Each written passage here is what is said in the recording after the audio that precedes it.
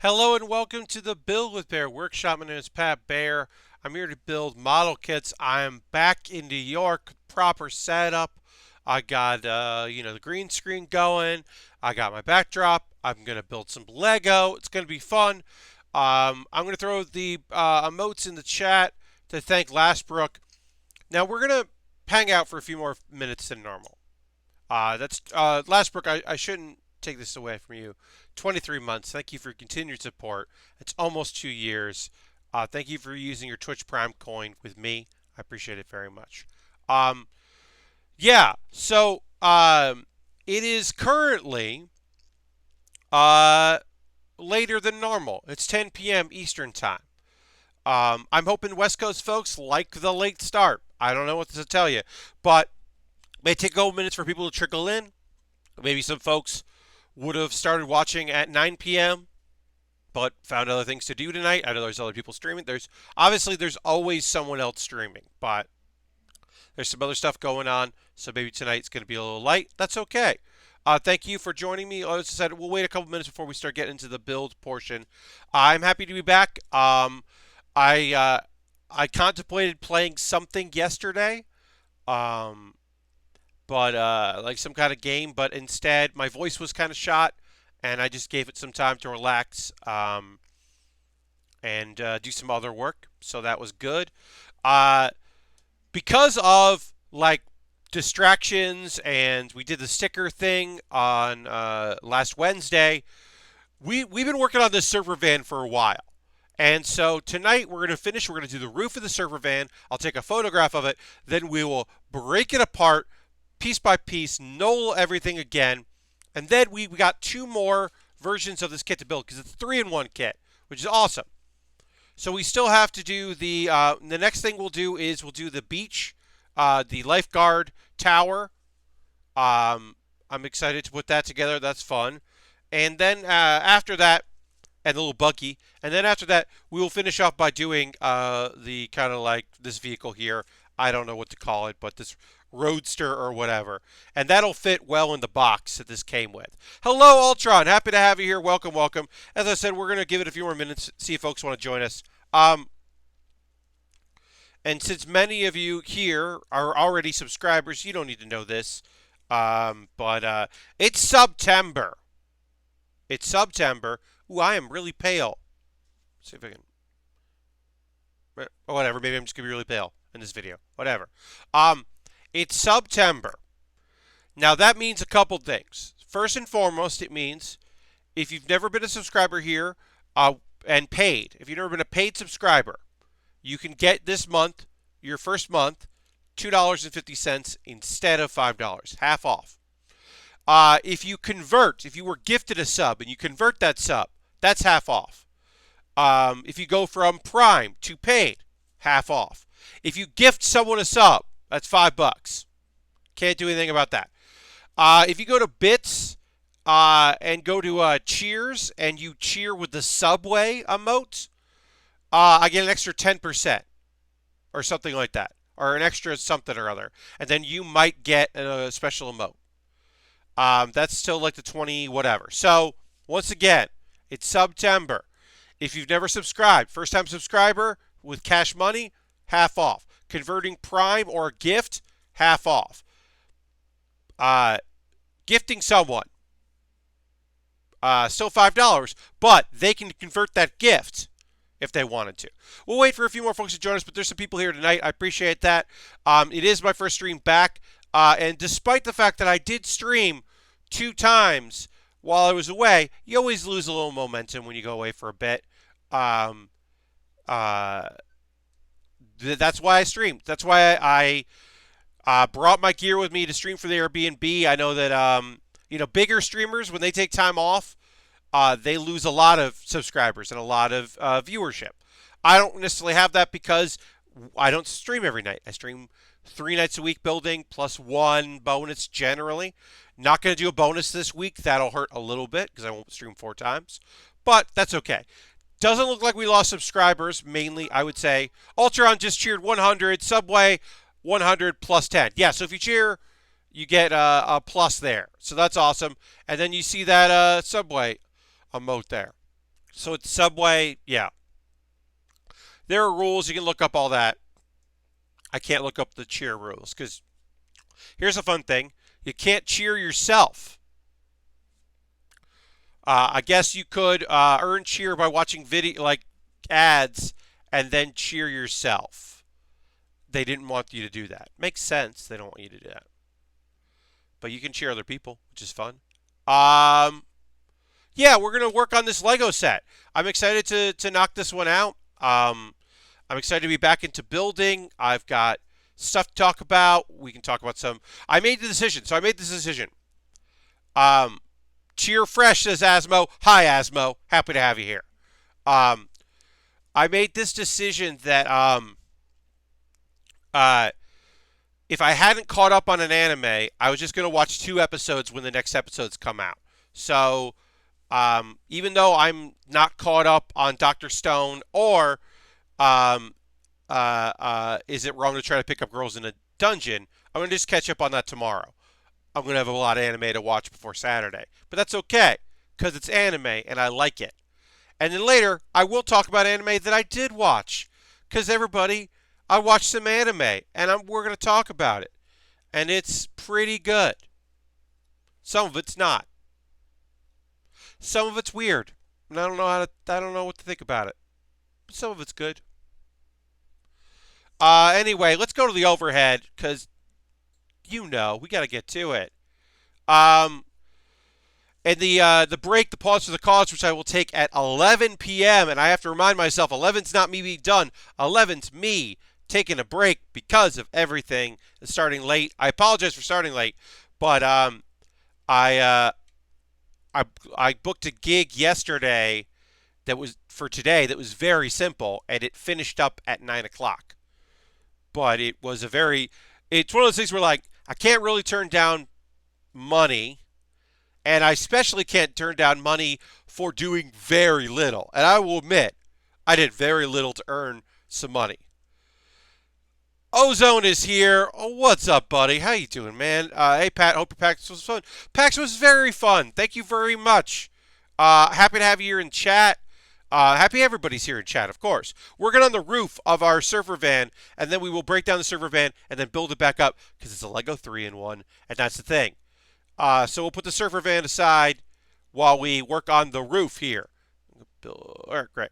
But yeah, Owen, it was really fun. It was an odd PAX because there some people that I see at PAX, I didn't see at PAX. It's weird to, Alex often goes. Dan goes on. He's gone a little less the past couple of years, but Alex is usually there in some form or another. Jeff, of course. It was weird doing an improvised postmortem at PAX without Jeff. Jeff has done every improvised postmortem at PAX. There haven't been a lot of them, but he's done all of them. So it was weird. Before I forget again, do you see that Gundam X is getting a Blu-ray release? Yes, Lastbrook. Mr. Bob sent that to me. I am pleasantly surprised. Gundam X, as we've talked about before, is of that era, was not popular. Imagine the Gundam show that came out after Wing. Wing, this big seminal moment. Gundam W, this big deal, both in Japan and the West, that like came out of nowhere and like rejuvenated the genre, not the genre, but the catalog, the whole thing. And the very next show, people were like, no. No thanks. We will wait for another Gundam show, or we will continue to be obsessed about Gundam Wing. It's unbelievable to think about that it was like a failure. But yeah, I watched it on Fansub. Watched it all fan-subbed. I would be interested in checking out a later release. Hmm.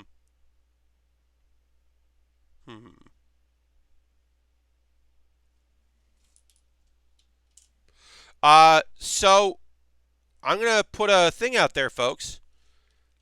I might have knocked over a couple pieces, but I only have one of these, right here, and this says that I should have 3 of them.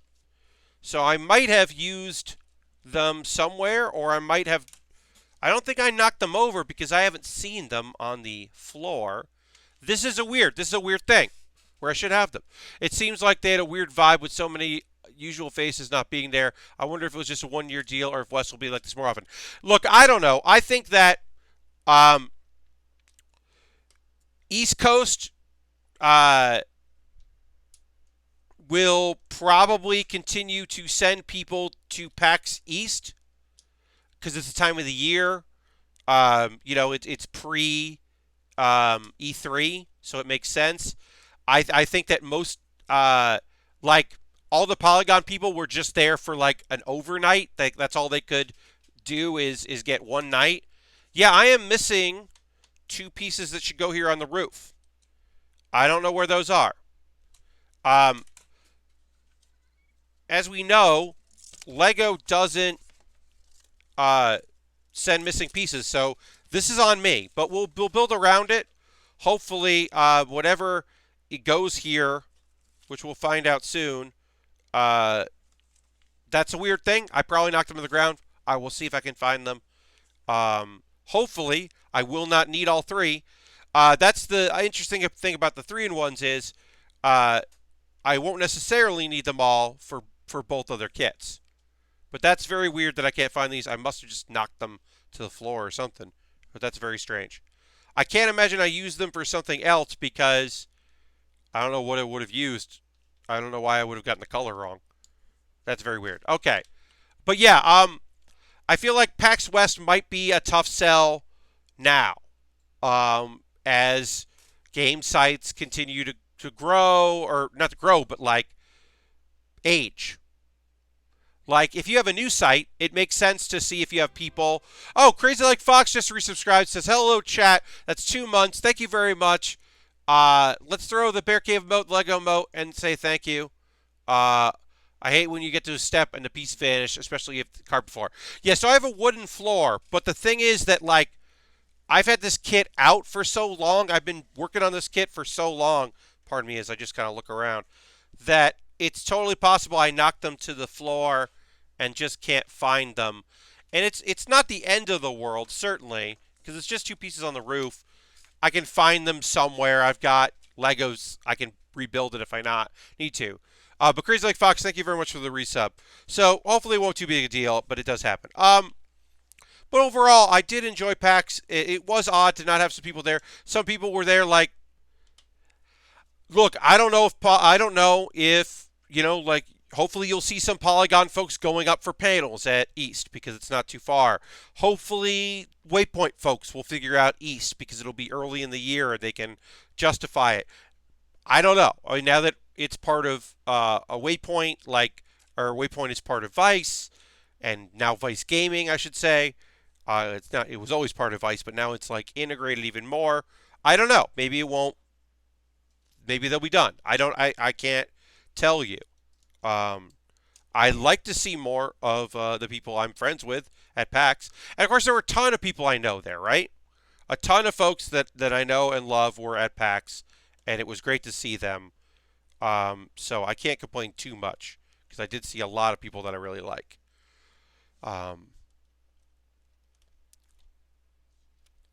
It's always nice to see streamers there. I always feel bad for like big streamers because they lose momentum by having fun. And even if they do IRL streams, they're not going to stream every day because they're at a thing. So they're doing their thing. Like, it's rough.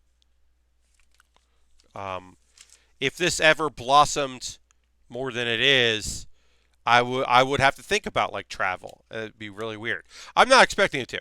I don't have grand aspirations of this becoming a career.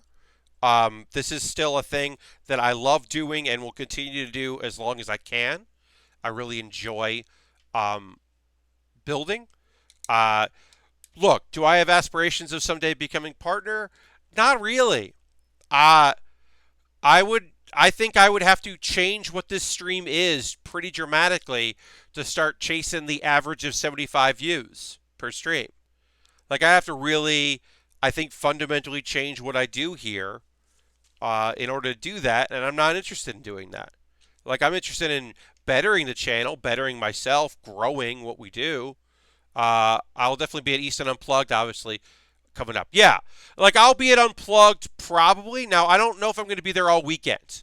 League of Heels isn't going to go, but Improvised Postmortem might show up. I might do Improvised Postmortem at PAX because that seems like a fun fit for that show. We do one on board games instead of video games. Unplugged is in Philly, so I might just do an overnight. Just do Saturday and Sunday and go back on Sunday.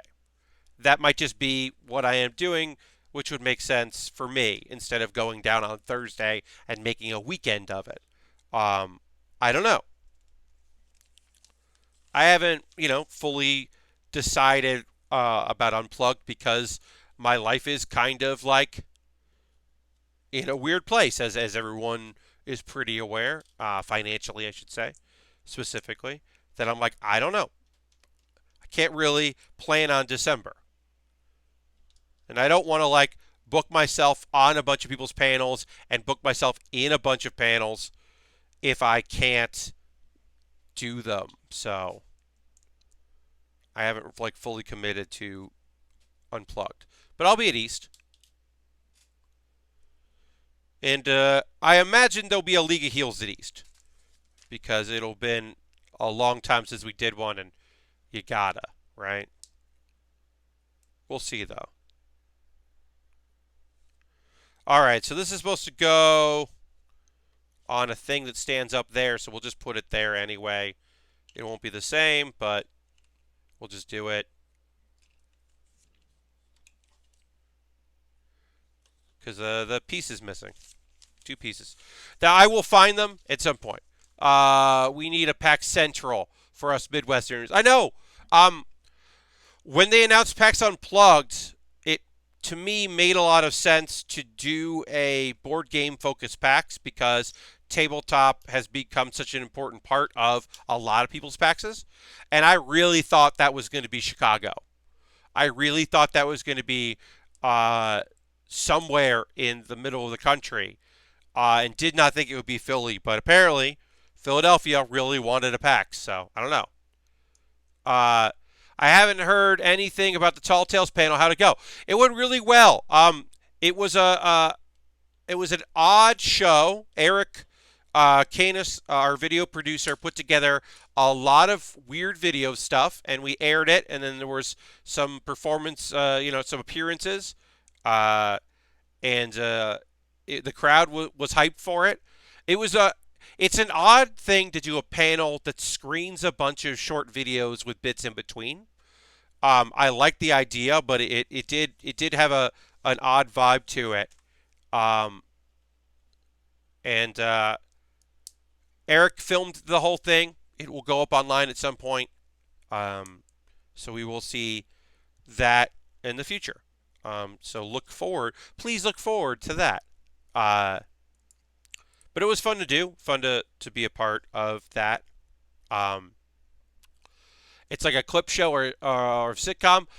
So Ultron, what it ended up being was, the idea was like, hey, did you know that League of Heels is an international thing, and there's all these like crazy weird videos that we found, like, hey, did you know there's songs about D. Leezy? Did you know that there's an claymation short about Trin, the Trin train, Garitano? Did you know that, and that, still don't know how to explain this bit. There's a Ken Burns documentary about Erythrites. There's so it's just a bunch of video stuff that Eric made on his own. He just made a thing. He made a bunch of cool things, and we just kind of showed it.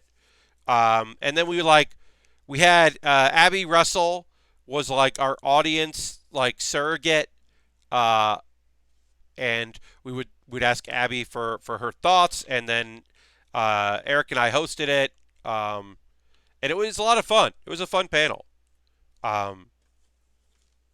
It was different, and it's nice to break things up, right? That sounded like a good time. It was, and it's filmed. He did an actual claymation short. So, Owen, I don't want to take your get your hopes up. It's very funny. What it is very funny. Is all I'll say. But it's not fully thing. What did you think of the Regency this year? What a gorgeous building! The Hyatt Regency is incredible. It is. I have said that. I said this, and I stand by it. Felt too nice. It's a brand new building, and they moved all of tabletop there. So there was like different floors, and lots of floors were just rooms you could go into, like conference rooms you could go and play games in. So all the free play you could do there. And there was, instead of like odd little sections, it felt more like East. So like odd little sections, it was all together. There wasn't the indie tabletop anymore. It's all part of that. Feeling separate or at the Act Theater or anything like that. This is where tabletop was. It was a gorgeous place. There were tables, big wooden tables on wheels, and the Raven Theater is a huge, big space. Too big, in my opinion, probably, but like whatever. So PAX 3 it's great. Hey, here's the thing: if PAX 3 is a big room, that's awesome because the where it was last year and previous years, they kept having to lose space, and it kept not being as great. So now it's in a spot that they can really have fun with and really build. And I was very happy about that. I can't remember what spot it was in. The Regency was so beautiful and spacious. It was almost worth the 2 years of construction starting before dawn and going to the night literally a block from my bedroom window. Yeah, Asmo, I didn't know that part, Asmo. I am sorry for all that. It is a beautiful building. I can't imagine living in a city where there's a PAX. Like, I live I live here in New York, so during New York Comic Con, I can just go home, right? Or like FlameCon, I only go one day. I can't imagine like going home after a PAX. Like, I know that you have that. I know that plenty of Boston folks that do that, clearly. I know that Owen goes to home for PAX, like for PAX Unplugged. And I don't think I know anyone in San Antonio, but there must know somebody in San Antonio. Or somebody, like, that's driving in for San Antonio. But, like, yeah, that's unbelievable to me. Tabletop was my favorite part of PAX this year. Yeah, welcome to PAX East. Honestly, it is such a fun thing. Free play is so great. I did a lot of first looks that were fun. All those extra meeting rooms would be perfect for like indie game booths, so they can get the atmosphere rather than pure din and crowds of the mega booth. On the one hand, I get what you're saying. On the other, I don't know if that would get a crowd the same way that here's a room to play the game you just borrowed because you want to play this $100 board game that you're never going to buy. That gets to me a lot more of a like that to me feels, I don't know,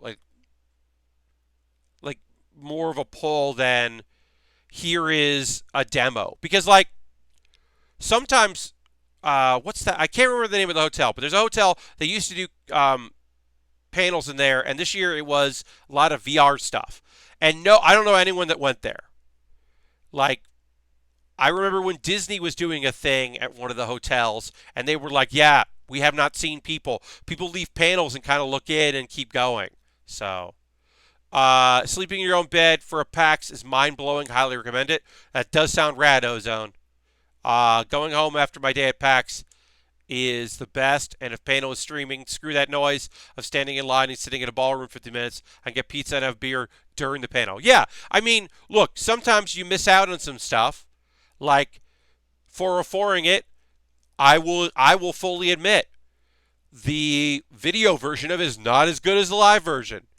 We weren't streamed, and I feel bad that my archive of it isn't good. I wish it was. It is subpar. Um, and I genuinely wish it was not subpar, but that is unfortunately the situation that we're in. Um, but for folks that are able to, uh, the Westin, the Westin just down from Stewart. Okay, the Westin is the hotel that they used to do panels in, and they kept losing room.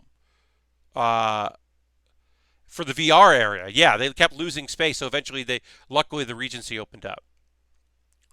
The West, yeah, that Westin used to be.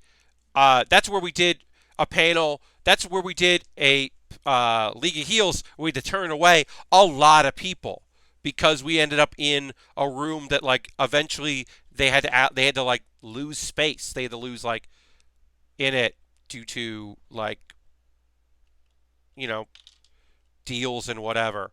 It's like well, I get that stuff, but it's always frustrating when those things when those deals happen because you feel like you don't have a say in it.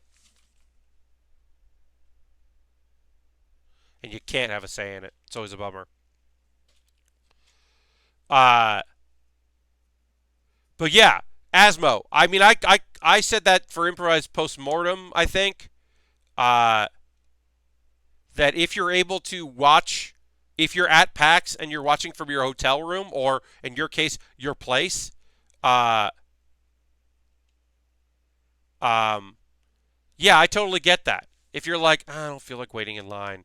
Like, League of Heels is the only panel I do where we're going to turn people away, right? I was in, the Hydra, which is a wide room. I had space. People could sit. People didn't have to wait a long time for that. I know that people there was a lot of room for the Giant Bomb panel because that room is huge and because it was Sunday night, which is always a little lighter, and and definitely yes, there was definitely some people who probably didn't go because it wasn't the people that they've been watching on Giant Bomb for for years and years, but uh, not having Xbox or EA made the showroom feel bigger. Yeah, uh, Leo, the show floor didn't feel empty. Didn't to me. Um, uh, I think the 4 and 6 definitely felt busy. Um, I think panels felt a little lighter. I think people might not have been. I mean, there were some panels that definitely were full. Main theater was doing good. Um, uh, I think the night entertainment did well for them, and people were happy about that. Uh, but yeah, to me, it didn't really feel that empty. Maybe that's just me, seeing what I want to see, but it didn't. Yeah, it didn't feel too empty to me. I was in Raven for the PAX Bake Off and it was incredibly large. Yeah, Asmo, I missed that panel. I'm still have to watch the archive. That might be my dinner viewing tomorrow. What is this? Oh, so I can take this. What I have to do is take this off to put it on there. Oh, I'm missing a thing. That's what I am. I'm missing.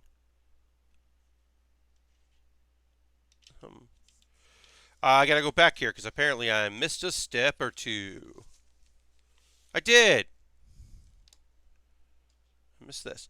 I gotta go back and watch that. Yeah, Raven is a really big room. I am pretty glad that we did not try to do a full-on League of Heels show Sunday morning in that room because it would have felt kind of empty.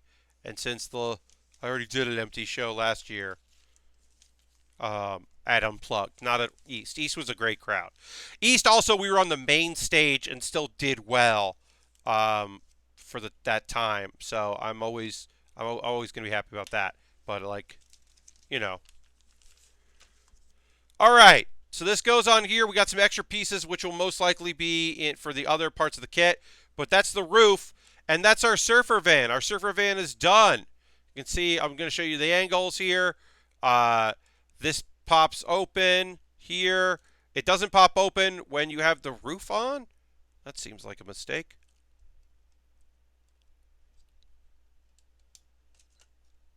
There it is. Okay, so I can put that on like there. Yeah, so there's the window thing that opens and all that. We will be breaking this down here.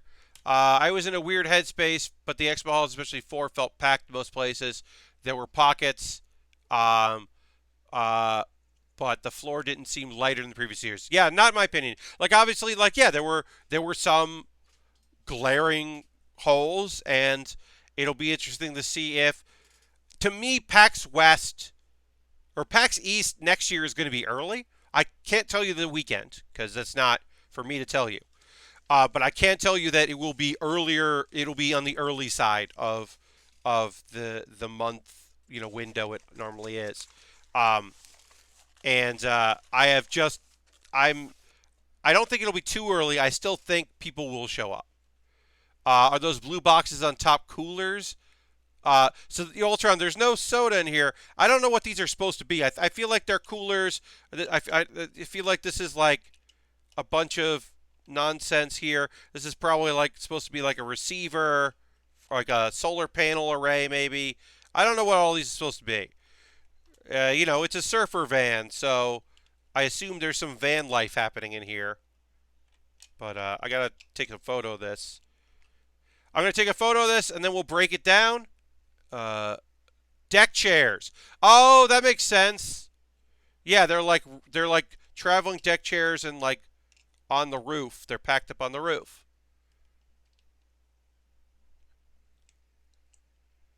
This is only my 4th PAX in like 6 years, so I might just lack the perspective. I mean, I definitely think that sometimes PAX has felt busier, um, but it didn't feel like dead to me.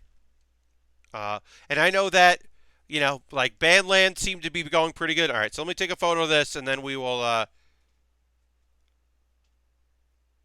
photo taken, and then we're gonna break this down.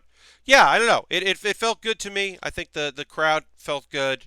I was, as always, happy to be there. I enjoy PAX and seeing friends. There's only it got down to like a couple people I didn't get the chance to see, and that's pretty good. Um, I saw Graham Stark, but didn't get a chance to talk to him because I saw him the first day, and he was there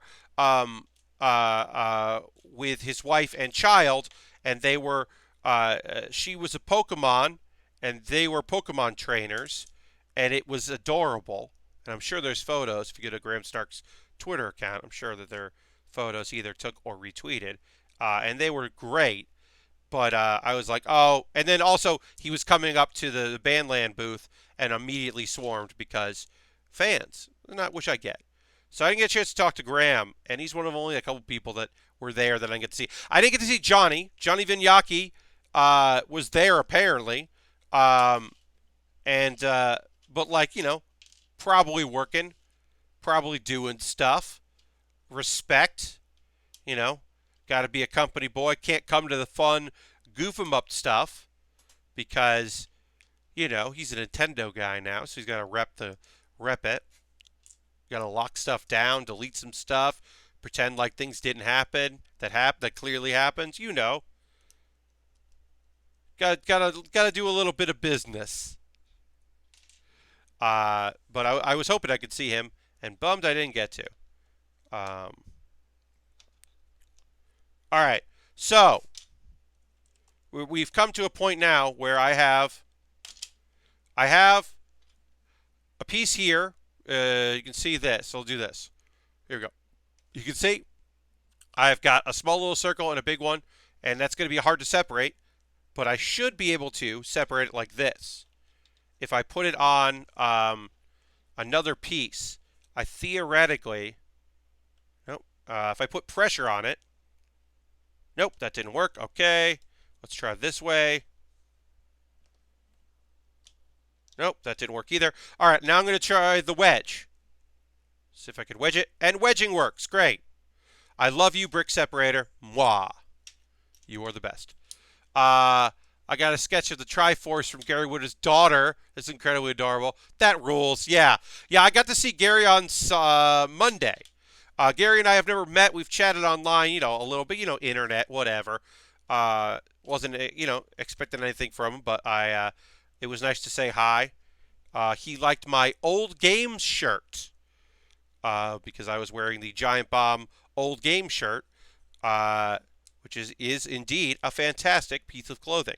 Now I wore that on Monday because I knew that Abby and Jan were both either had already left or were would not be at PAX on Monday because just out in my life doing my own thing, I have ran in the comedy world. I have been wearing Giant Bomb shirts because I own a bunch of them, and then I run into Abby, and maybe I bought that shirt before she even got there, but it always feels a little weird.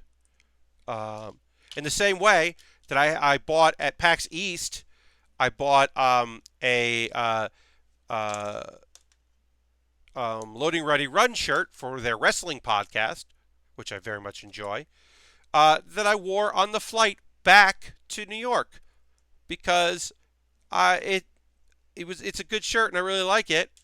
Uh, the wrestling will continue until morale improves. That's a good shirt, but I didn't want to wear it around them because it's weird. It's not always weird, but sometimes it's weird. I'm wearing my Run GFB shirt because why not? Um, so here's the thing I do at PAX. If you are wearing a Giant Bomb shirt, or especially if you're wearing a League of Heels shirt, I will say, great shirt, and then see if you recognize me. And then I will promote my panels to you. I will always do that for Duders because, hey, if you like Giant Bomb, most likely my panel has a Giant Bomb person. Hey, just so you know, all the panels I did except for one, so 4 panels I was on, had Giant Bomb people on it. It was Abby and then the one with Jan. But, okay, here you go. Speaking of old games, just before this I watched the GB play Choo Choo Rocket, and it's still a good game, Choo Choo Rocket. Damn right it is. I ran into Max Temkin at Gen Con once like that. I was very confused. Yes. It is I don't know. I love it. I love being like, "Hey, great shirt" to someone wearing a Giant Bomb hoodie or something. Or, "Hey, great hoodie" or whatever. And then see if they're like, "Well, okay." But especially if they're wearing like a Run GFB shirt, which someone was. I was like, "Great shirt." And he just said thanks and kept walking. Did not stop. Did not recognize. Totally okay. I do not expect people to recognize me. I It makes me happy when people are like, "Oh, Pat Baer."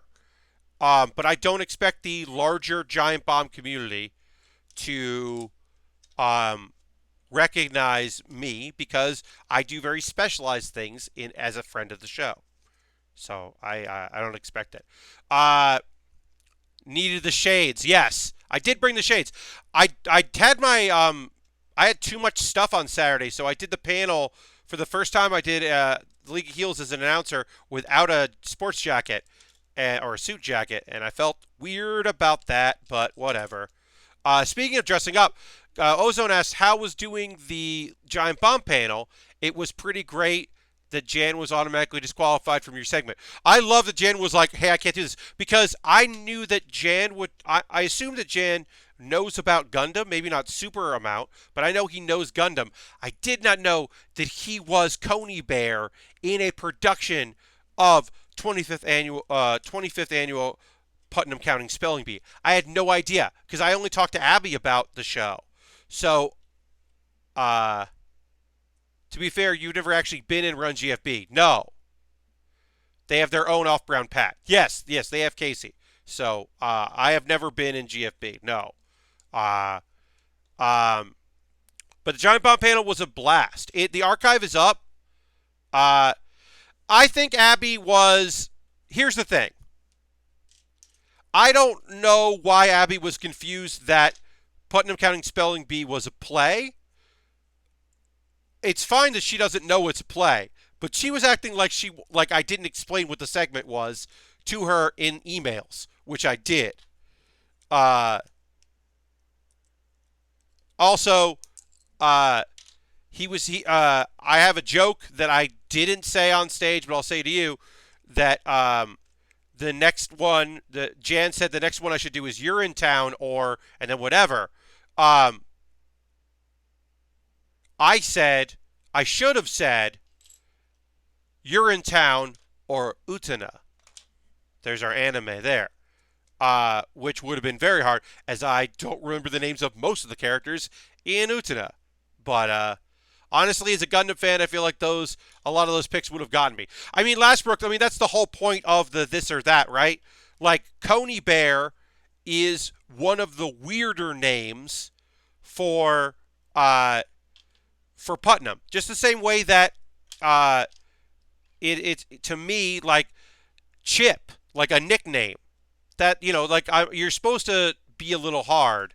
I think that's always a funnier joke, is if it's a little difficult, if it sounds the same. Like, yeah, Coneybear is better, and like I picked names that sounded like real people names, which is why Lashbrook it would be hard, because I picked real people names, because that to me is way more fun than picking Domon.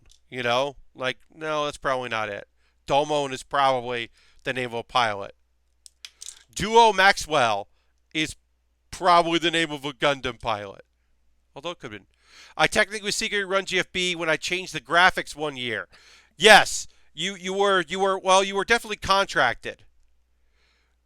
Also, it's not clear if Alex Rubens thinks he's in Run GFB but isn't. That's canonically true. That the character Alex Rubens wants to be in Run GFB and they don't want him, which is very funny to me.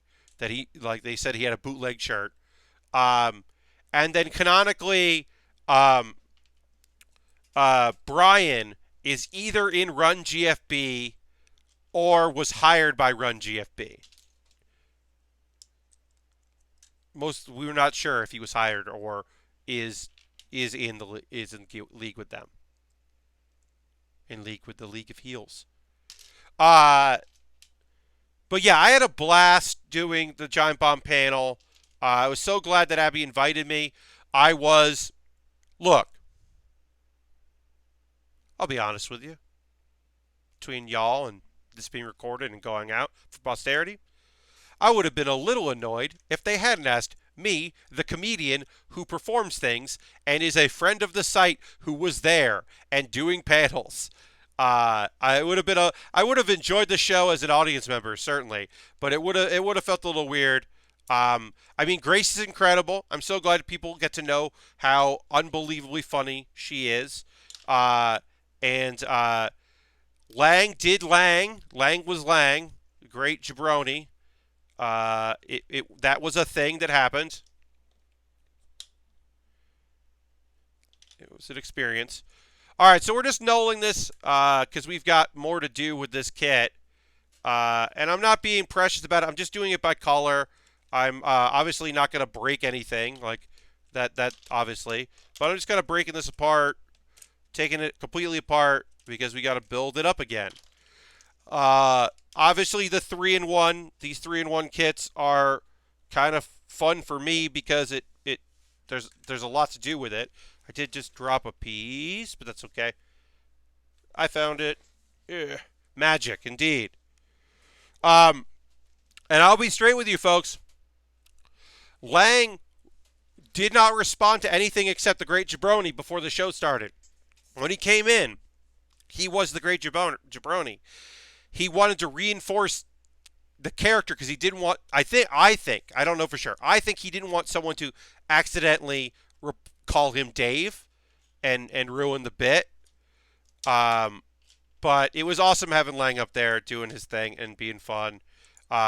Because while Lang obviously is not a giant bomb person, he's clearly a friend of the site for a very long time and is like an original guest. In the same way that, like, I don't know what we would have done, but if Felix had been at PAX, we would have just had PAX. Fobwashed ruined the Great Jabroni for me today by exposing one of his tricks. The curtain was lifted. Asmo, I'm so sorry. I do know the tricks because I was there at an angle where I could see what was happening with them. But yeah, yeah, we would have had, Felix would have been involved if they're there. There's definitely other people that would have done something in the show had they been available. And a few folks were around. I was in the front row and was amazed. uh, Lang's super committed, and I really do appreciate that. There are folks that League of Heels is the same way. There are folks that really shine in the with the chance for them to perform and to do stuff that is either outside their comfort zone or just like not something they get a chance to do. I think that's really fun. um, I like that I get to do comedy panels with people who are not you know comedians or pursuing it, but like are funny people that want to do a like. It's so fun to be like, hey, I'm doing a panel without Q&A and without that's not about the gaming industry. That's just a funny panel for people to come and have a good time at. If you want to come do that, like to be able to offer Khalif. Khalif does incredible work. Spawn on Me is fantastic. Khalif is out there doing it, right? But I love being able to say, hey, Khalif, this panel is not about diversity. Do you want to be on it? Like, I'm glad that Khalif is out there doing the work. It's necessary work. But it's also fun to be able to say, like, hey, do this thing. It's cool. Do something, have a little fun. If you haven't seen it, Spawn on Me had an interview with Pat on their YouTube page. Indeed, I was walking the show floor and just said hi, and it was like, do you have time? And I said, yes, I do. And we talked, and it was very nice. It was cool to have a little time on Spawn on Me. As I said, Khalif does really good work. But yeah, I mean, that's kind of my goal, was to always like have a place, or like give Casey Malone a reason to come. Like, Casey wanted to go see his girlfriend, and he hadn't been to Boston since he moved to LA. But also, I had a comedy panel he could be on, and get him a badge so he could go to PAX and see people. So like, yeah. Then my buddy Casey got to like do stuff, and I got to see my buddy, and that makes me very happy because I love Casey Malone, and he lives in Los Angeles, and I don't see him because he works on a video game that doesn't need PAX, or he wouldn't be somebody that would go because he's not on the community team. So it wouldn't be a PAX. PAX isn't on his radar if they went. Like, he works on a game that might go to like New York Comic Con or something, but he wouldn't be running the booth. It's like, I get that. I understand that. I wish that all my friends did the conventions that I do so I could see them all.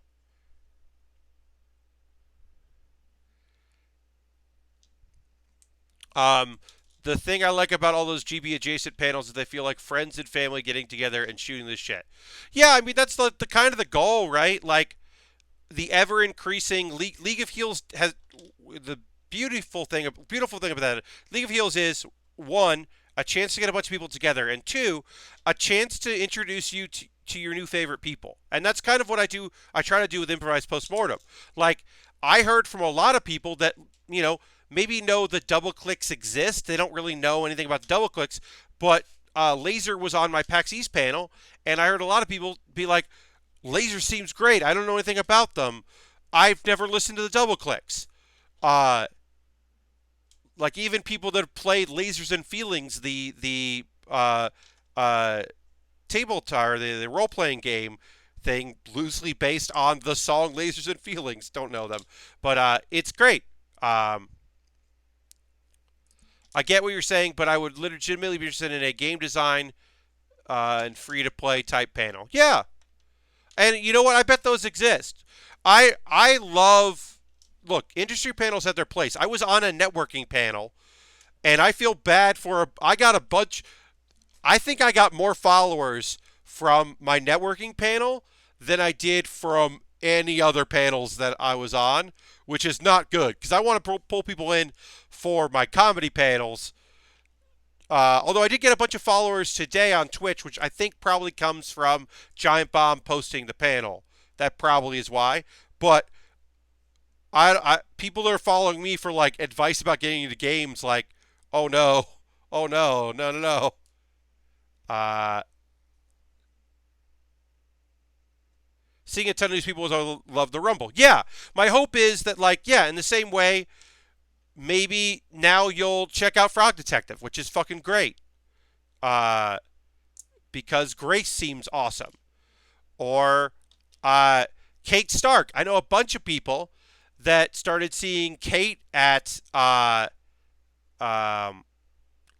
at League of Heels.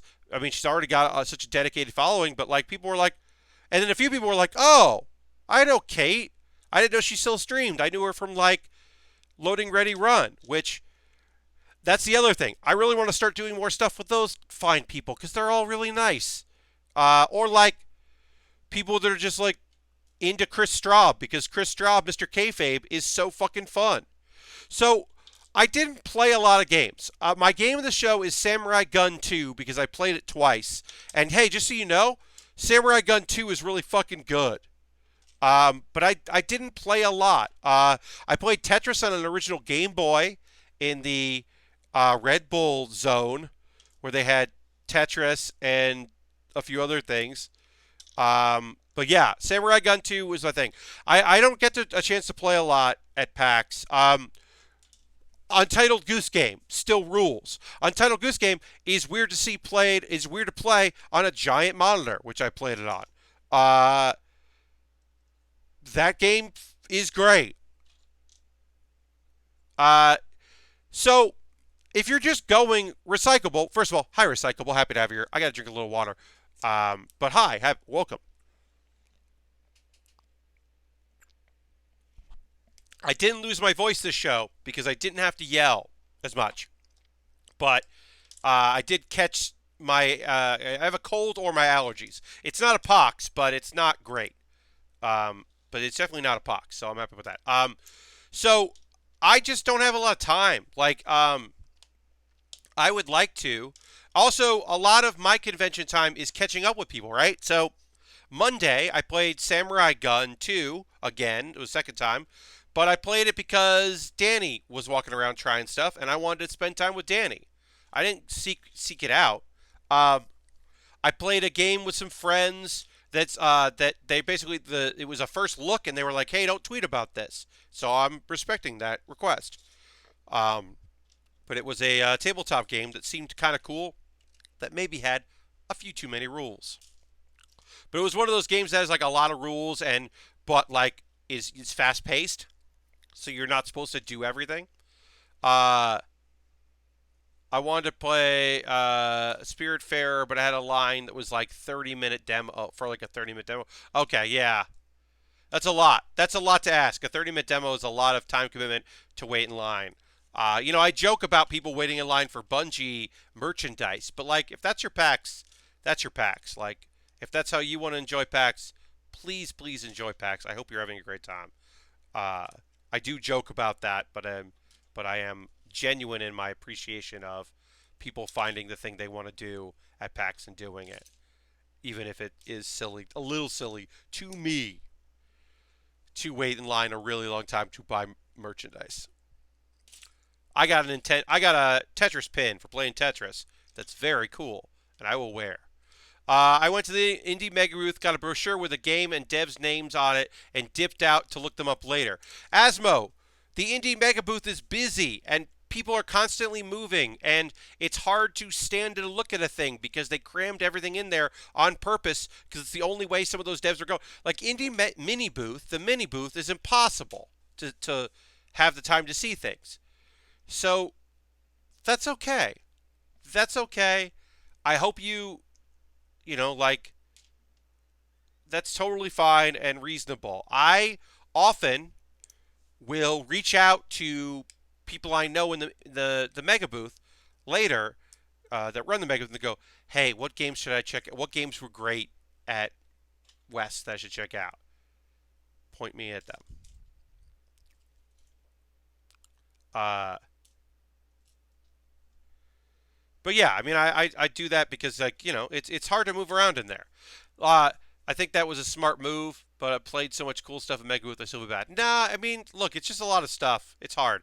Like I've never had an exhibitor badge. I really want an exhibitor badge because I want to one day hit the show floor early or do the media hour or something and like play a bunch of games that uh and not have to wait in line, Like I want to hit the mega booth. I want to go to the sixth floor and check out some weird stuff.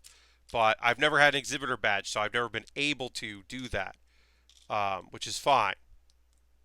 I haven't needed an exhibitor badge, right? The speaker badge is more than enough for my needs, which is getting into panels that I'm supposed to be on, and then also occasionally getting into panels I'm just a guest of, but I want to go in early as a friend of the panel, so I don't wait in line because I don't have to wait in line for panels anymore.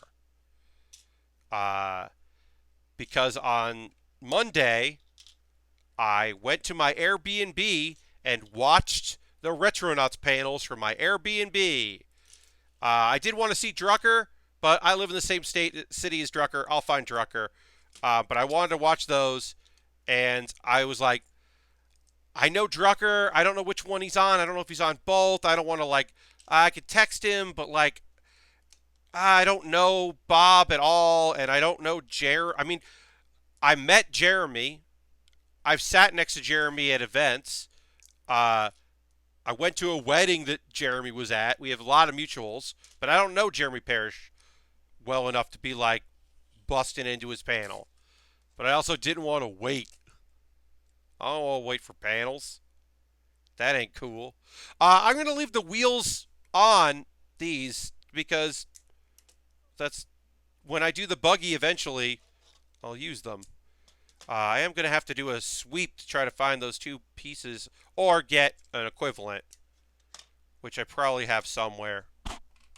Could just make them happen. I know which pieces I'm missing. We will take a pause for the cause in a moment or two, where I'll say, various things about how you can support the channel if that's something you'd like to do and all that.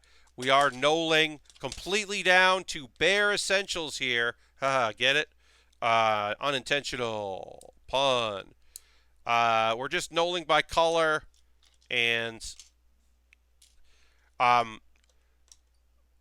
when I have time for Saturday, I will, I will do things like this so I can kind of organize them, like snap them together like pieces and do all that, but I'm not going to do that as we're just going to be building it up anyway. But I have to completely break this all down to then rebuild it in its new form as a lifeguard tower. But yeah, I played Hearthstone a little bit to decompress. I'm probably going to play Hearthstone next week on Wednesday. I haven't decided what game I'm going to play, but I'm going to do a Wednesday bonus game stream next week, and I assume it will probably be that because I'm not going to buy a new game right now. I'm in a game freeze, so no new games. But so probably just Hearthstone. I gotta find a new. I like my decks, but like if I'm gonna do that, I probably want to have slightly different decks, or at least a new version, maybe a new version of the Quest deck, or maybe I have enough dust to start working on a Druid deck because I would like to try that Druid deck out. I've got most of the cards for that deck. I've got most of the cards for the Hunter deck, too. So I've been thinking about that, but I gotta get more dust so I can craft. Or get lucky. One of the two. But yeah. We'll take a pause in a moment or two. Oh, I got some notifications. Oh, the Kooky Gang there. Gang. Oh, yeah. Improvised Postmortem is A lot of views. I'll be linking to that um, uh, later. Whoop. And there's a clip. I just clicked on it by accident. But yeah, over 1,000 views, which I'm really happy about. Uh, and only 8 dislikes with 1,000 views. Now, I normally don't have a lot of views for things that I put up, like background and characters and stuff like that. Normally doesn't get many views at all. But it doesn't get dislikes. Only my PAX panels get dislikes because, like I said, because people are whatever. They're whatever, uh, and that's fine. They can be who they are. Some of them are not cool people out there, and that's fine. They could be not cool. Um, let's see. How did 404ing? It's doing okay. Look, the fact that anyone is watching 404ing it is great because that is not a good representation of how good that panel was. I apologize. Every technical problem with that panel happened. So I thought Eric was a maybe on filming it, and then couldn't do it, and that's fine. Had a lot on his plate. Totally understand. Uh, so I had my camera. Bring my camera. Um, the plan is I'm going to film us on the panel, and then on my laptop I'm going to open OBS and just record my screen, and that way I'll record the PowerPoint and sync it later, and then I'll get audio out of the board because I have an audio recorder. Well, the guy doesn't want to take my audio recorder, but he's like, I'll just record you out of the board if you give me a USB. And I'm like, sure. Give him the USB. That audio is completely unusable. Meanwhile, OBS is only recording OBS. It won't record, I can't get it to record the PowerPoint. For some reason, the way PowerPoint was acting, it wasn't acknowledging there was another monitor, so it was a whole thing. So what that recording is, which we'll link to in a minute or two, when I take a pause to the cause, that video is me pointing my camera at a monitor, and then the audio is the audio from the camera. And it's not my best work. It's not my worst, but it's not my best. And it is 100% frustrating. I'm just going to have to... So the thing is, 404ing happened because I had pitched Improvised... pitched Improvised Postmortem. That got in. That's usually in a streaming room. That does well on the internet. That does get a good crowd. So that was fine. 404ing it, I didn't pitch originally. We were going to do a League of Heels show, and then we decided not to do a League of Heels show for various reasons. And so I said, hey, I could do 404ing it. I have friends who probably would have done League of Heels. I'll put together a show.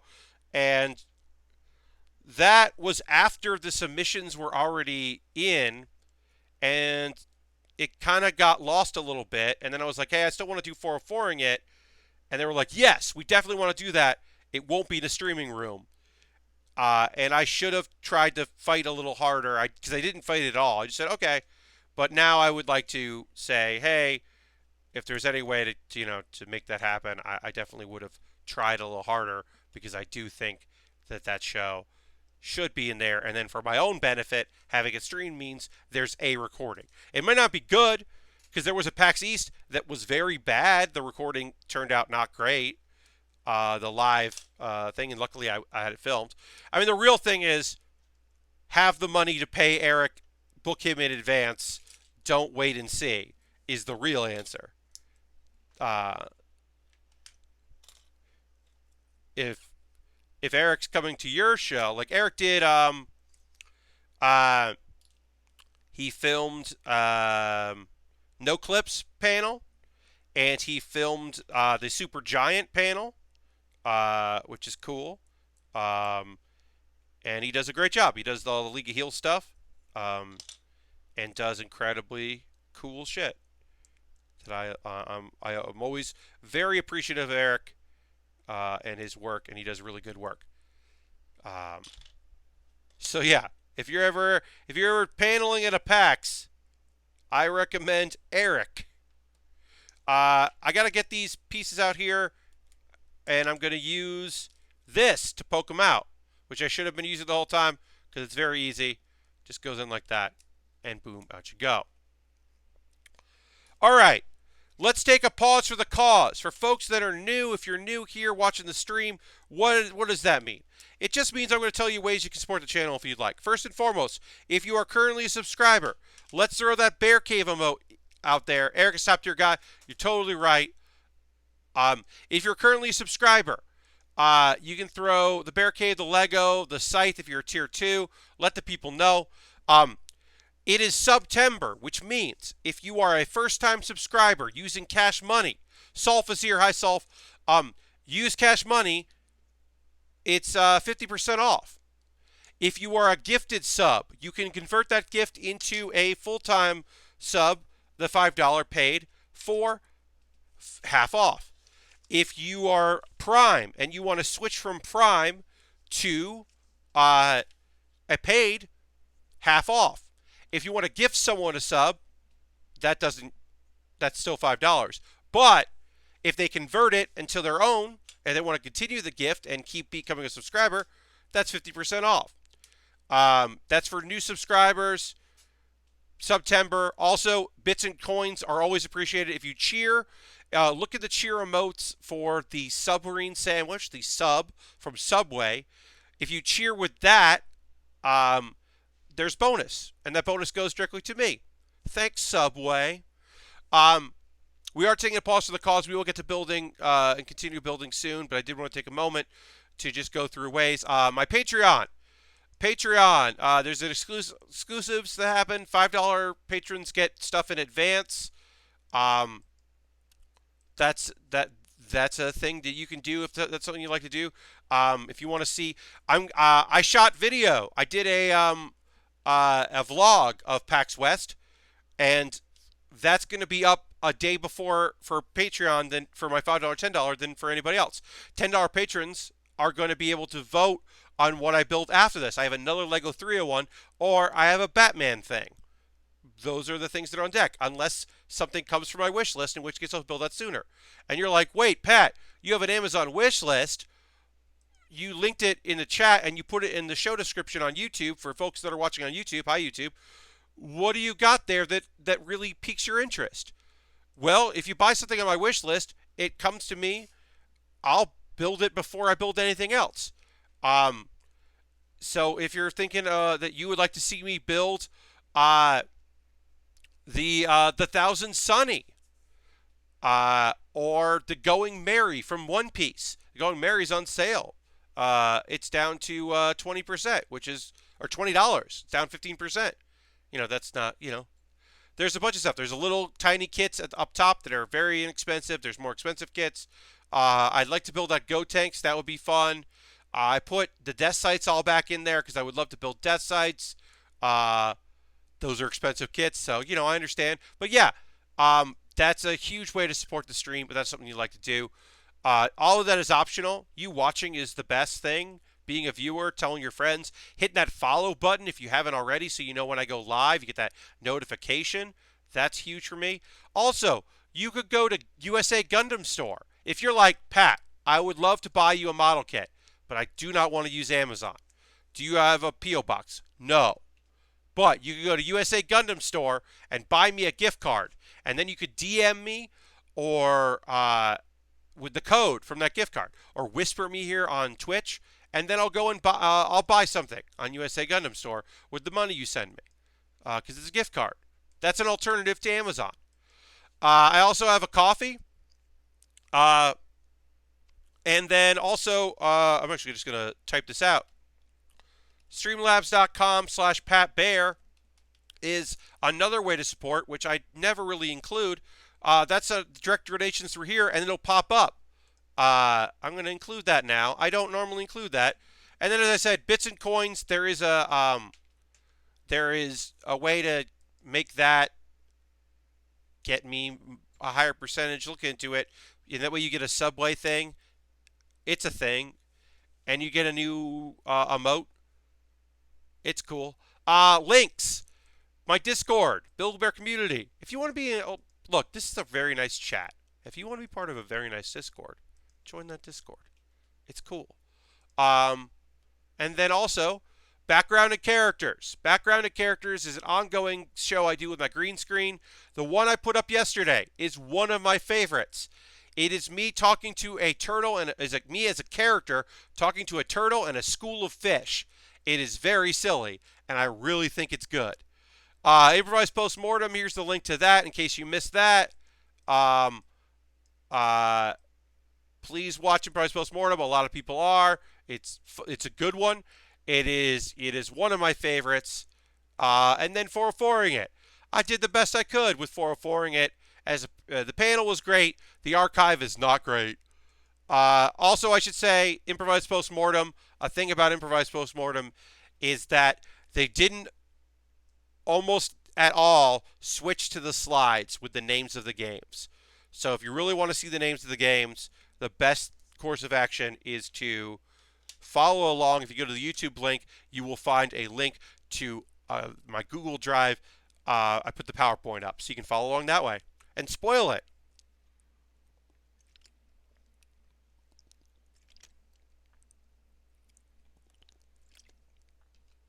Here's your reminder that water is great. Maybe you should drink some water.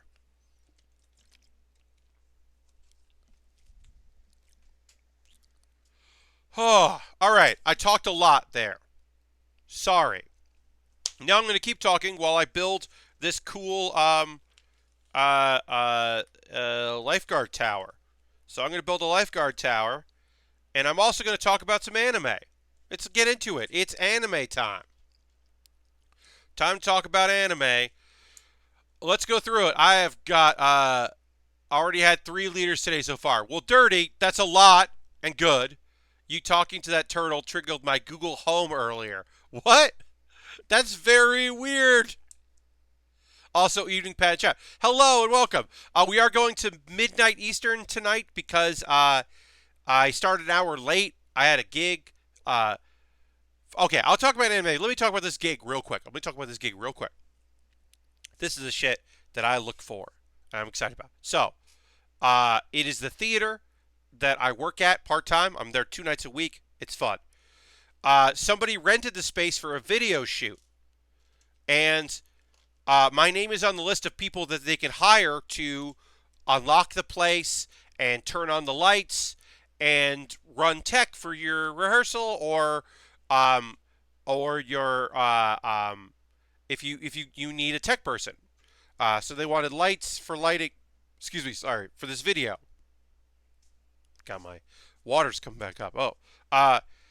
So that gig was me turning on the lights, setting the lights in a way that I thought would work for what they were trying to do. I had to climb a ladder and take a curtain down. That's the hardest part. And then I sat for 3 hours on my phone, sending emails and doing work, and we're kind of just chilling out on the Wi-Fi while they filmed this thing. And then they asked me to like change up a light at one point, which I did because they were like, actually, what if it looked like this? And I was like, I could do this. And they were like, great. And that was it. It was, look, am I breaking the bank with it? No. But was it really totally worth me streaming an hour later tonight? 100%. Because then I also ate dinner and then was ready to stream. So I apologize. I try to keep my streaming schedule when I can. But that opportunity was too good to pass up. So here we are. Me not passing it up. All right. Anime. So, as I said, it was really easy. I had to take a curtain down and then put it back up. In terms of what's up. Okay, so I'm going to go through 5 shows that I watched since Monday. Black Clover. I don't have a lot to say about Clover. Like, I think the animation in these fight scenes were really strong. Drink swallow of water in the Texas heat today. Yep. All right. Makes sense. I mean, you gotta. Black Clover, I appreciate. So the thing that this show does that shonen is pretty good about doing. I think that a lot of shonen shows, not all shonen shows. Let's see, 1, 2, 3, 4, 5, 6, 7, 8. 1, 2, 3, 4, 6. Okay, I need a longer yellow. There it is. Um, a lot of good shonen shows give you time to invest in other characters. This episode was not about our dude. This was not about Asta. This is about other people being awesome. And you don't get that in Isekai. Isekai is so focused on the main character or characters that you don't really get a chance to enjoy other characters. And they don't really get a chance to shine because the Isekai character is so overpowered that they naturally take focus. And often they are inserts for the writer, right? They're self-inserts in a way. So, which shonen isn't always. So it's cool. I don't have a lot to say about it. I think the animation looks really good, and I think the episode was pretty great. And Black Clover has been fucking real good this whole year. I'm a big fan of it. It continues to be an excellent show. So that was really good. Are you lost?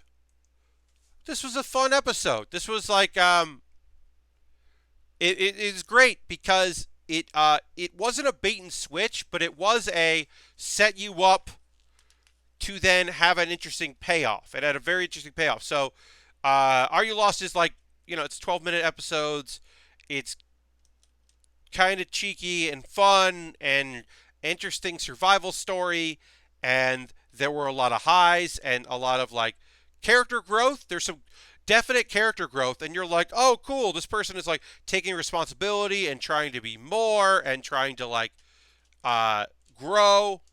And then it left a cliffhanger that's like, feel like, for a show that's about 4 high school girls that get stranded on an island and are completely isolated and have to survive, it's a pretty light show.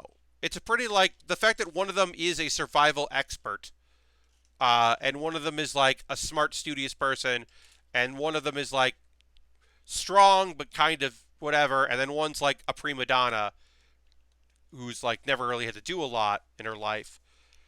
It's a pretty light show, but they still give you a cliffhanger here and there that's like, oh no, oh fuck. And I really think that this cliffhanger is like big. So I won't say what it is if you are a person that like has an interest in that show. But if you're looking for a short show that's like good, I do recommend. I do recommend it. I think it is a quality program. And I like a little half-length show. Transition, a show that's full length that was way more interesting than I thought it would be, was this episode of Isekai Cheat Magicians. So, a thing about Isekai that I've talked about in the past that y'all know from me talking about it is that often with Isekai, they don't really run into problems, right? Because they've got all this magical abilities. Maybe they run into like social issues or hijinks, but often the biggest problem in Isekai is, oh no, all of these girls want to marry me. What am I going to do? And Isekai Cheat Magician does certainly have that. There is a moment where like everyone assumes that before the big battle that 2 of the characters are about to go to Bone Town. They do not. And there's a strong character that gets beat by the hero, and she literally like he defeats her, and he's like, "Hey, I'm sorry," and she's like, "Well, what if we were married?" And it's like, "All right, okay." She's kind of keeping up on the idea that like we'll celebrate by me having your babies. How many babies would you like to have? And it's like, all right, lady, you're the head guard of this army. Maybe don't like get real into this teen that can beat you in a fight. Isekai and harem seem to go hand in hand. Yep. Yes, recyclable. You would think that. And then the one that wasn't this season, Ari Fuerta, wasn't that. Is now that. In the next 2 episodes of Ari Fuerta, they're going to add another female character. It's coming. And it's just like, meh. Another character's going to get added that also wants to be with him, and it's a bummer. But yeah, Isekai, Cheat Magician, like, there are female characters, but only one of them, well, now two, there's a minor, but of the main characters, only one of them's really into the main dude. But yeah, things aren't going great. Like, there's turmoil. They're not doing a great job. Also, here's the thing that happens in Isekai all the time. That is a hallmark of the genre. A hallmark of the genre is they come to another world, they're badass, and then they like do a bunch of cool shit. This one, they're like, yeah, we defeated a bunch of demons, we beat a bunch of monsters. You want us to fight people now. And they're like very much not into that idea of like murdering people. Especially because it's like a coup, and it's some people, like, not their country, but it's why they were brought here, and they're like, nah. Yeah, it's a huge power fantasy. Yes. I mean, that's, yeah, a lot of anime is that. So it's kind of interesting to have a show where they're like, yeah, we're mad you brought us here. We don't want to do this. We certainly don't want to kill a bunch of people because they want to take over the country. Like, what do we care about that? And you know, it'll grow and it'll be a different thing. And it's definitely interesting that they're taking their time to kind of build these characters out. It's almost like it's a slow going show. Recyclable says I'm watching Little Witch Academia right now. Only 2 more episodes go. Hell yeah, that's a great show. That is a quality product. All right, so let's see. So I watched that. Yeah, it's like a Cheat Magician. Kind of interested. In where it goes. Demon Lord Retry. This was a boring ass episode. This show is fucking weird, man. I love the concept so much. I've talked about the concept before, but if you haven't heard me say it, Demon Lord Retry, it's that thing of, it happens in Overlord and how not to summon a Demon Lord. It is a trope that someone gets brought over to another world, a fantasy world, and they inhabit the video game character that they played in an RPG.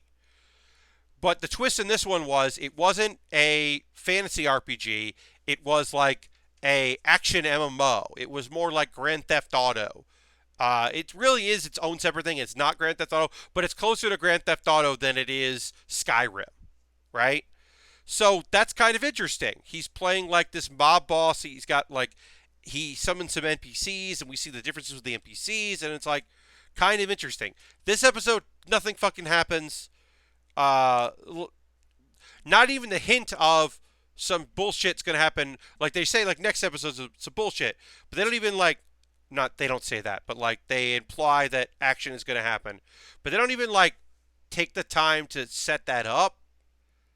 Like, we know that there's gonna be something happening, but like, I don't know. It's kind of interesting to watch these NPCs be full-fledged people in this world. These people that, you know, he created ostensibly in his fictional game to act like in this one, which is also one of the more interesting things in Overlord. And that's kind of interesting, watching these characters interact and the differences they have had now that they're people and in that world. And it's kind of interesting. I won't say that it's like a great show. Also, one of the characters that I don't really care about has a backstory thing, and that's kind of interesting. Dirty says, my favorite trope of the Isekai is that the truck that hits every person sent to another world is the same dang truck that wants a scheduled route of hitting people. That is a very funny thing. Yeah, because generally you are hit by a truck, pushed in front of a train, or stabbed, or you just wake up in another world. You like go to bed and then you wake up in a fantasy world. Uh, Very rarely, which is strange, almost like it's not even though it's a fantasy world stuff. Very rarely are you like summoned in a summoning circle. That happens, but it's not as often as you being killed. Uh, um, in another world, my smartphone starts because uh, God accidentally dropped a god accidentally dropped a bolt of lightning and was like, "Oops," and then killed a kid who was not supposed to die. I appreciate that nonsense way to start a show, which is like, "Oh, shit, sorry." The one that's coming out next season uh, was uh, the one that's coming out next season is didn't I say to make my abilities average in the next life? That is a girl hit by a truck as she's pushing someone out of the way. Worked too much overtime for a black company, passed away right after you finish your work, and wake up in another world. Yes, that is ostensibly what happens. I don't know if he in uh, the Death March into Rhapsody. Uh, I don't know if he dies, but he does work a long hours on a video game, puts a lot of work into that video game, and then goes to sleep and then wakes up and originally thinks he's in a dream and then realizes this dream's been going on a long time.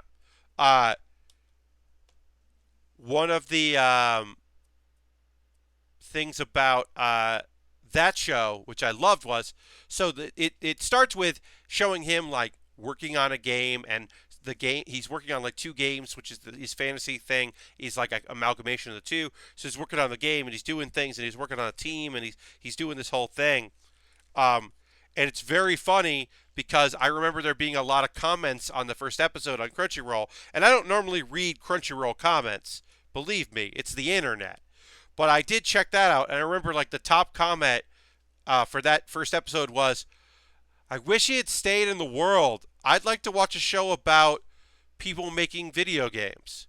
And then the reply to that was, "Oh, have you watched New Game? It's all about people making video games." And I just love that people were like, I don't want to watch an isekai. I want to watch a show about game dev." It's like, oh, I like that. I thought that was pretty cool. And then also appreciated that someone was like, well, here's a show that's like that. In my imagination, that person is the person that complained or said they wished is a good person and watched New Game and New Game Plus, um, despite the fact that there are no male characters in that show. Back it up. One of the fake Power Ranger-esque Sensei characters is male that talks in one episode, and one of the characters has a little brother. He is in a couple episodes, but predominantly that's it as far as dudes. There are not dudes in that show, and I'm sure that somebody, if you said, "Oh, New Game," they would just go, "Oh, I don't like that." Duh. But it's pretty cool. The cat is male, maybe. Yeah, I don't know. I think maybe. But like there's not male humans that have like things to say, and that's interesting. Especially as a game dev, like a show about making RPGs. It's pretty cool. There's been so much anime.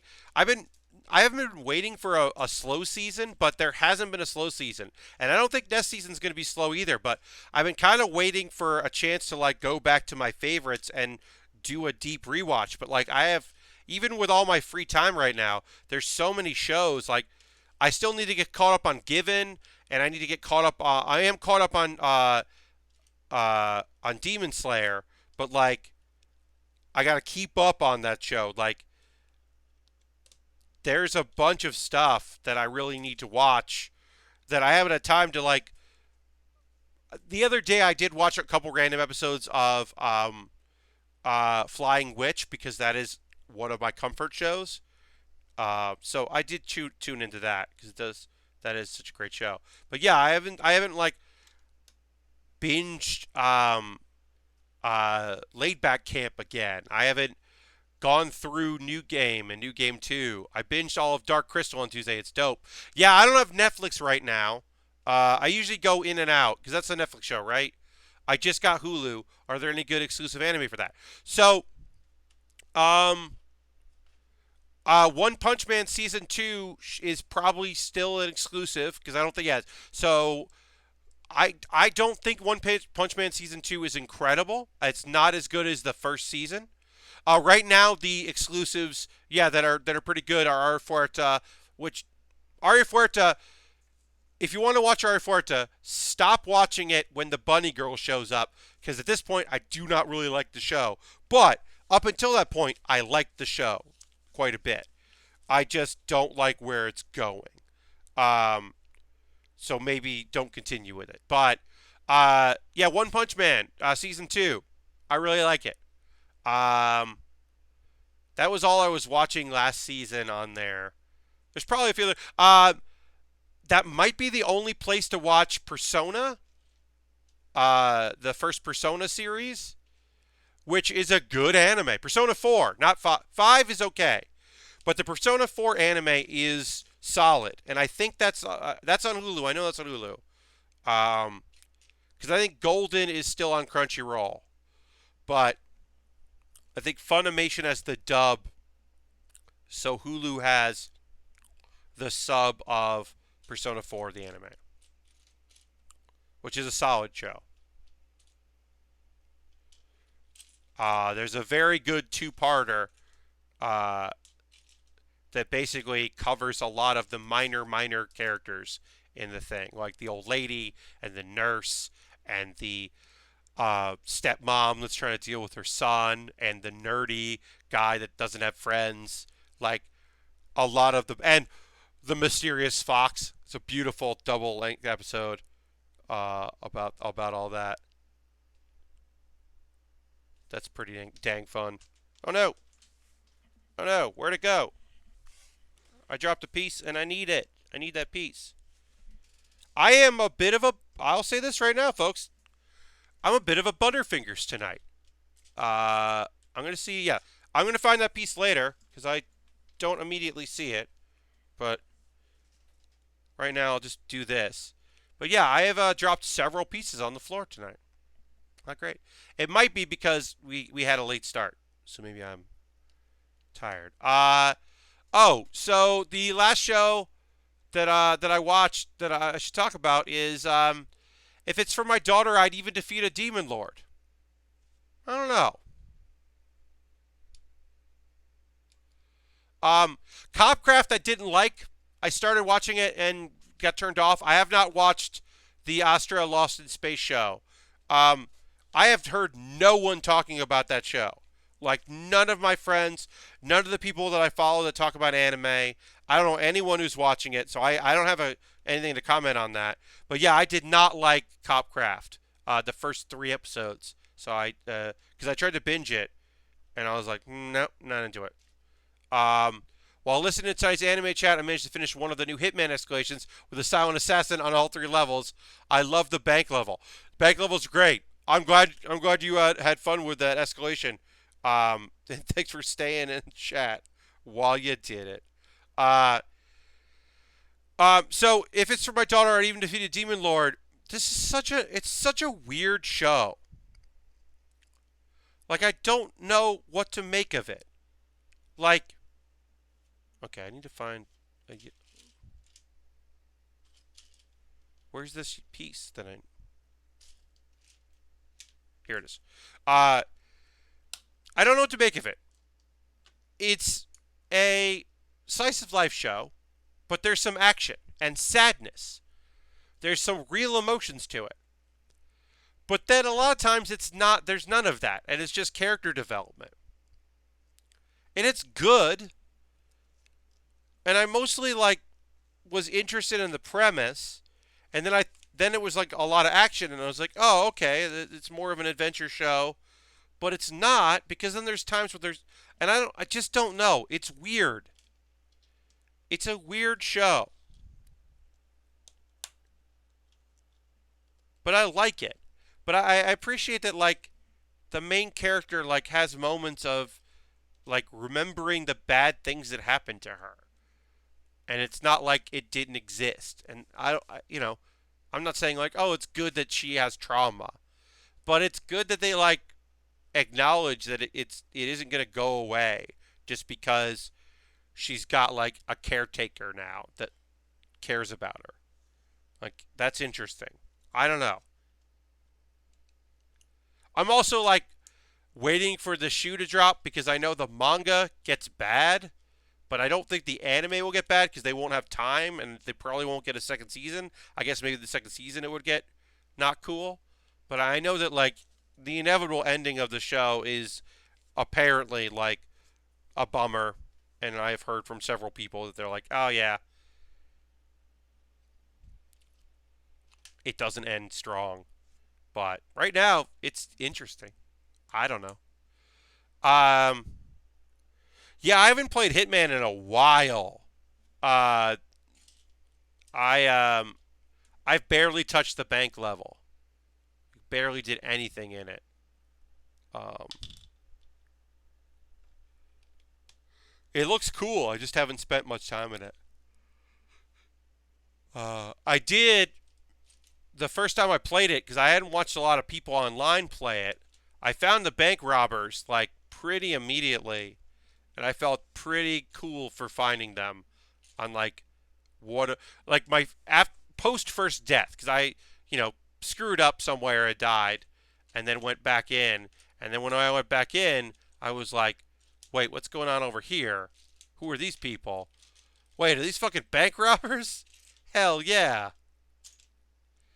All right, so where are these two pieces that I need?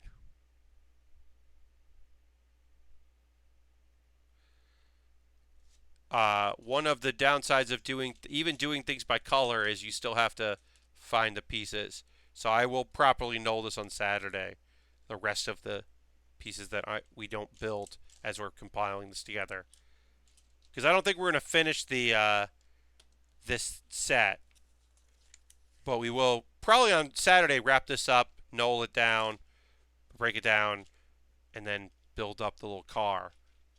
So most likely on Saturday. Next stream is going to be Saturday at 9 p.m. Eastern, back to the normal time after a lot of weird Saturdays. There will be a weird Saturday this month. There will be a week where I don't stream on Saturday because I will be covering a shift. I don't know now if I will be doing an early shift to deal with that or what. I early stream. I don't know if I'm going to stream early that night or what, but that's not till the 21st, I want to say. Yeah, the 21st, I'm covering a shift for a fellow employee. I am going to be picking up shifts here and there. Hopefully, they won't interrupt my streaming schedule. But if they do, they do. I am not at the point now where I can turn down opportunities for work. I'm going to be on the work front. I can update you that today was a weird day because I applied for a bunch of jobs, and then I also had 2 interviews, which is good. One was a phone interview. One was a Google Hangout interview. Google Hangout interview is for a seasonal job that I can do from home, and that sounds good because it would definitely not interfere with my streaming schedule.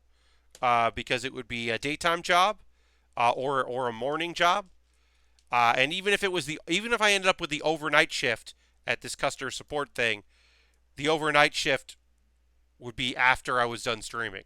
Basically, the hours they gave us possible things if I get hired for this seasonal gig would not conflict with my streaming schedule, which is great. Might conflict with my sleeping schedule, but not my streaming schedule. So that was good. I was happy about that.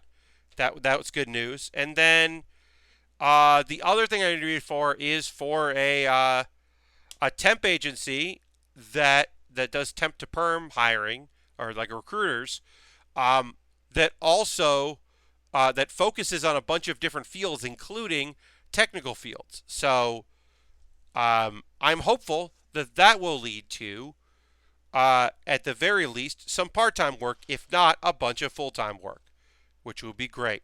And I would be very happy to have some temp to perm. All right, did I miss a step here, or is this just awkward? We're building the... I'm going to go back because... No, okay. That just goes the 3 there. I did miss a step here. I missed a step, y'all.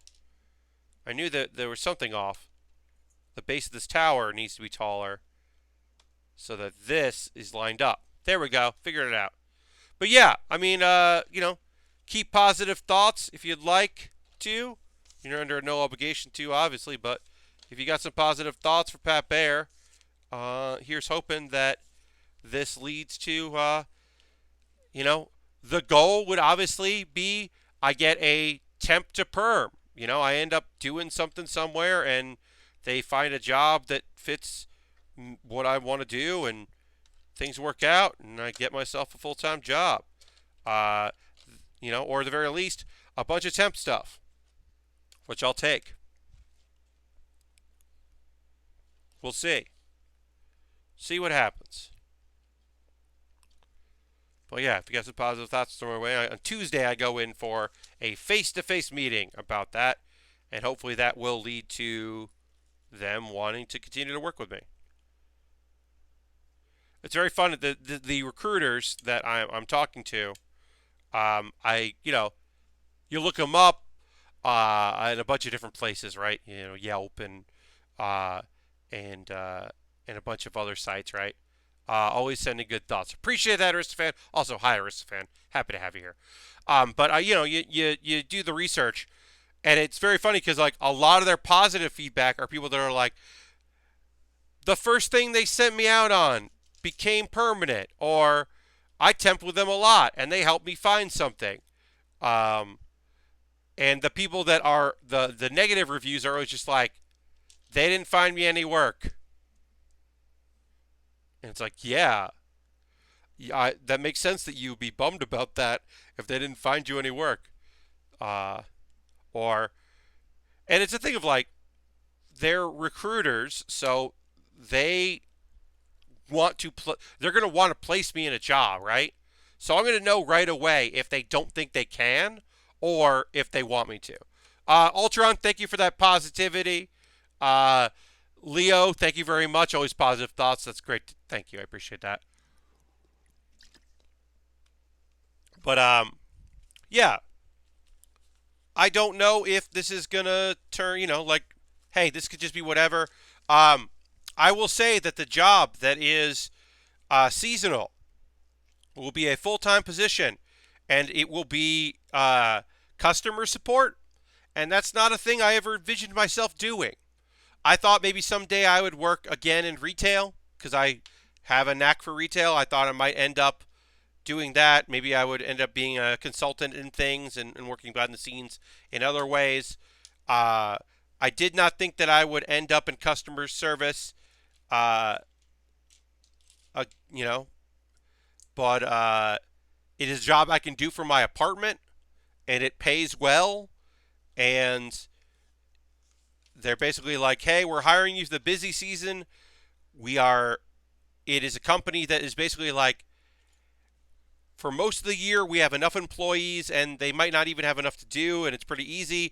And that's with the understanding that during the holiday season, it's rough and we don't have enough people. And even the seasonal help that we're bringing in is not enough because we're expecting a lot from the people that like keep their jobs. And they're like, can't tell you that we'll definitely hire you full time. We always hire a few people, and it seems like she didn't say, the person I talked to didn't say, but to me it seemed like sometimes the people that work throughout the whole year kind of, once this seasonal thing is done, they're done as well. And so some people that worked that season might go to full time. Um, but I'm interested in trying something that I haven't done, and at the very least, look, I just want to pay my bills. I want to buy model kits. I want to pay my bills. I want to pay my credit cards down. I want to go to PAX Unplugged and PAX East. And, if I get this job, I probably can't go down to PAX Unplugged for the whole weekend. I probably can't take a Friday off. But, I want to be able to, do cool stuff and see cool people and have fun times. And so hopefully I'll be able to do that. Uh,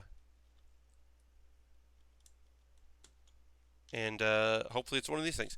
I also applied for a job that I definitely don't want to do, but it's a job. So, yeah. But I applied for a thing that was the most I've ever had to fucking. They have this long process of I sent an application. It's a part-time job. I sent an application in for a part-time job, and I had to fill out a lot of this questionnaire stuff and how many of these do you think are accurate and rate this, and it was this.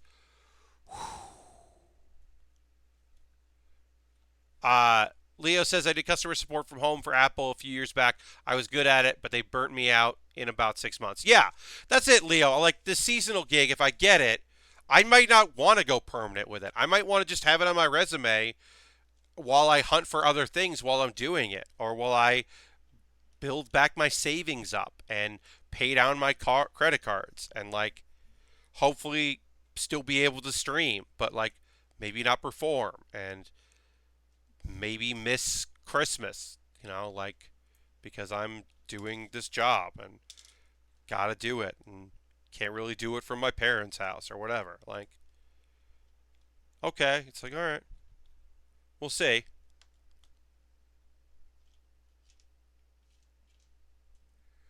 It was insane pay though, totally worth it from the time. Yeah, I mean, I'm not gonna give numbers, but the money that I'm being offered and for an hourly rate to do this is enough that I just need that if I get this gig, which I'll find out in a couple weeks, I just have to survive to that, and then I'll be feeling pretty good after my first paycheck. So it's okay, all right. I just have to get there. Um, And then, yeah, and the thing I applied for today was this other thing I applied for, this part-time job, was just so much effort. It, I did a lot of other things while I was doing it. I watched a lot of YouTube videos on another channel while I was filling this out, and it just took forever. It was really bizarre. And I'm I hope I hear from them. I kind of don't want it, but I hope I hear from them since I put so much work into applying for this thing, that I hope at least they contact me for an interview, because it was a lot of my time. I spent a lot of time applying for this thing. It'd be nice for them to be yeah, let's talk. Yeah, I mean, I don't know. We'll see.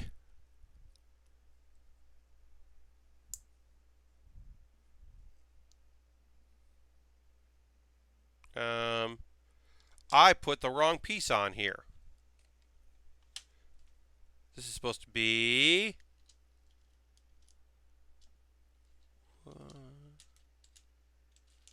this piece. So that, luckily, not a lot of problems taking this off. Taking this off, popping this off, put it on there. Luckily, not a big deal that I put the wrong piece down. Not a big deal at all, because then we can just do this. As you may have noticed, there are no stickers on this kit because it's a 3-in-1, and you got to reuse the parts. So they will put like, they'll give you the ones that are like, it's a gas canister. They'll do that, but they won't like put stickers on things. Or this one has like a computer monitor piece. This is like, this would be a decal in another kit, but you got to keep reusing this piece, so they're not worrying about that. All right, so the only thing left with this is the little tiny dune buggy thing that we will build on the next show, which will be Saturday. We got to build this little dune buggy thing, and then this set will be done. But I'm going to wrap up there. Sorry again about the late start tonight, the 10 o'clock instead of the 9 p.m. I will be back on Saturday, 9 p.m. Eastern. Happy to do that stream. Happy you were here. Thanks for the new folks that stopped by. If you watch this stream on YouTube, check it out live, twitch.tv/BatBear. Tell your friends. Follow if you aren't already. Twitter.com/BatBear is the best way to follow along for my schedule. Join that Discord. Thank you all so much for hanging out. This was a very relaxing chat. You know, it wasn't that busy, but it was still very pleasant, and I appreciate having so many. It means a lot to me that so many of y'all are subscribers. If you can't subscribe, I understand. If you can't use your Twitch coin on me, I get it. If you don't have the funds, just chatting is great. It's so nice to have a pleasant, active chat. I really do appreciate it so much. Thanks for watching. I'll see you on the next time on the next Build with Baer Workshop. Bye-bye.